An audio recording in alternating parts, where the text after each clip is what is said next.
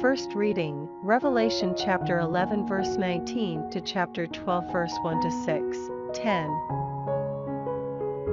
Then the sanctuary of God in heaven opened, and the ark of the covenant could be seen inside it. Then came flashes of lightning, peals of thunder and an earthquake and violent hail. Now a great sign appeared in heaven, a woman, robed with the sun, standing on the moon, and on her head a crown of 12 stars.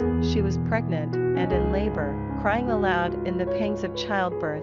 Then a second sign appeared in the sky. There was a huge red dragon with 7 heads and 10 horns. And each of the 7 heads crowned with a coronet. Its tail swept a third of the stars from the sky and hurled them to the ground. And the dragon stopped in front of the woman as she was at the point of giving birth, so that it could eat the child as soon as it was born. The woman was delivered of a boy, the son who was to rule all the nations with an iron scepter, and the child was taken straight up to God and to his throne, while the woman escaped into the desert, where God had prepared a place for her to be looked after for 1260 days. Then I heard a voice shout from heaven, "Salvation and power and empire forever have been won by our God, and all authority for his Christ, now that the accuser, who accused our brothers day and night before our God, has been brought down." Responsorial Psalm, Psalms chapter 45 verse 10, 11, 12, 16. Listen, my daughter, attend to my words and hear. Forget your own nation and your ancestral home, then the king will fall in love with your beauty. He is your Lord. Bow down before him. The daughter of Tyre will court your favor with gifts, and the richest of peoples. Instead of your ancestors you will have sons. You will make them rulers over the whole world.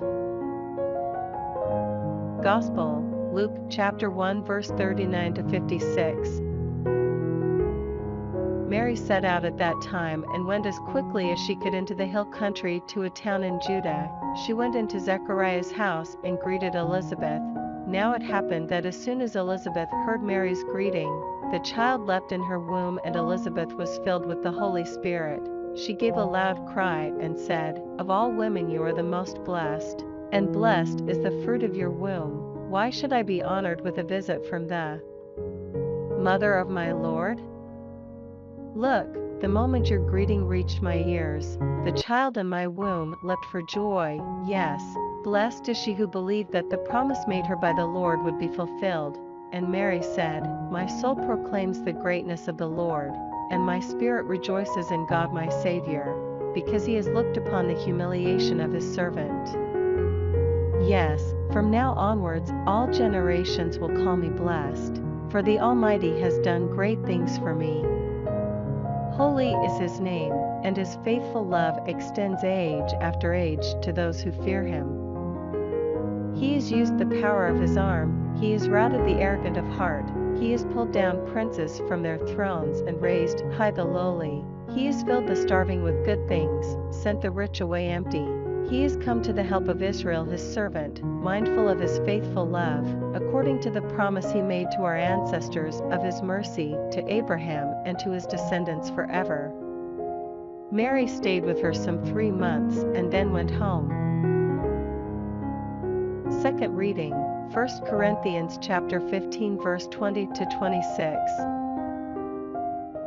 In fact, however, Christ has been raised from the dead, as the firstfruits of all who have fallen asleep. As it was by one man that death came, so through one man has come the resurrection of the dead. Just as all die in Adam, so in Christ all will be brought to life, but all of them in their proper order. Christ the firstfruits, and next, at his coming, those who belong to him. After that will come the end, when he will hand over the kingdom to God the Father, having abolished every principality, every ruling force and power.